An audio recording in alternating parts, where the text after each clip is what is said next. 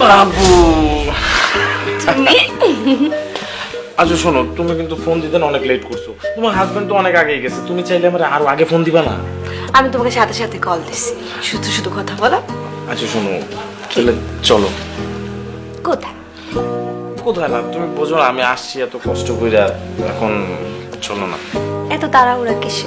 এখনো তো 7 দিন বাকি আছে। 7 দিন না, আমার তো 7 সেকেন্ডও ভালো লাগে। এত তারা কিসে? প্রোটেকশন লাগবে না? ভাইজান, প্রোটেকশন ছাড়া কি হয়? না না ভাই, আপনি কি শুনছেন? আসলে হয়েছে কি, মানে আপনি তো 7 দিনের জন্য ঢাকার বাইরে গেছেন, ওই কক্সবাজার না চট্টগ্রাম বললো, ওনা ভয় পাইতেছে। আর আমার ছোটবেলার ফ্রেন্ড ফোন দিছে, না এসে তো পারলাম না, ভাবলাম কি না কি হয়েছে, ভয় পাইছে তো এর জন্য আর কি আসছি। আপনার বাসা, আপনি থাকুন বলুন, আমি বেরোয় যাই। একদম একজ্যাক্ট না, আপনি আসছেন মেহমান বসে, আমি আসলেই কি আপনাকে চলে যেতে হবে? এইটা কি বলছেন? আমি কি আদি যুগের হাজবেন্ডদের মতো নাকি?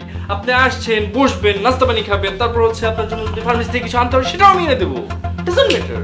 তার আগে আমি একটু পারমিশন নিয়ে আপনি একটু কষ্ট করে এখানে দাঁড়ান। হ্যাঁ, একটু দাঁড়ান। আসো আসো আসো আসো।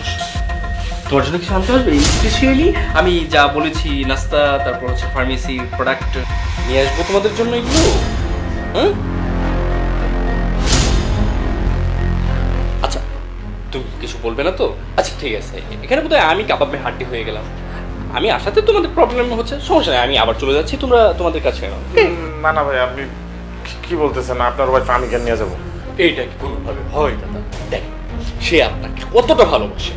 আমি বাসার থেকে বের হতে না হতে, সিঁড়ির কাছে যেতে না যেতে আপনাকে ফোন করে আপনাকে এখানে ইনভাইট করেছে, আর আপনি তার ইনভাইটে সাড়া দিচ্ছেন না, চলে যাচ্ছেন। আরে আপনি তো একটা মানুষই না, অমানুষ। প্লিজ জান, তুমি ভুল বুঝতেছো আমাকে। তুমি আসলে যেটা ভাবতেছো ওরকম কিছু না, ও আমার জাস্ট ফ্রেন্ড। তুমি ভুল বুঝতেছো জান, আমরা জাস্ট এমনি আড্ডা। আমি একদমই ভুল বুঝছি না শোনা।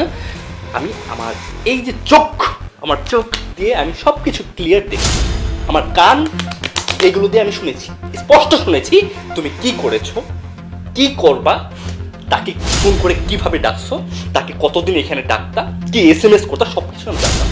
আমি এতদিন কিচ্ছু বলি নাই।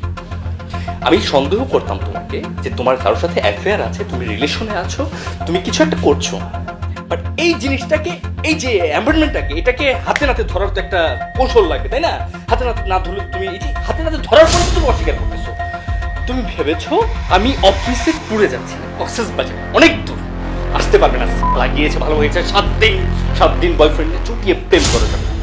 আসলে আমি না যাই নাই, আমি এইখান দিয়ে বের হয়ে এইখান দিয়ে ঘুরে এই জানলায় এসে সব কিছু দেখছি, ওই চিপা দিয়ে সব কিছু দেখছি। প্লিজ জান, তুমি একটু বোঝার চেষ্টা করো। তুমি ভুল বুঝতেছো, প্লিজ একটু বোঝার চেষ্টা করো তুমি।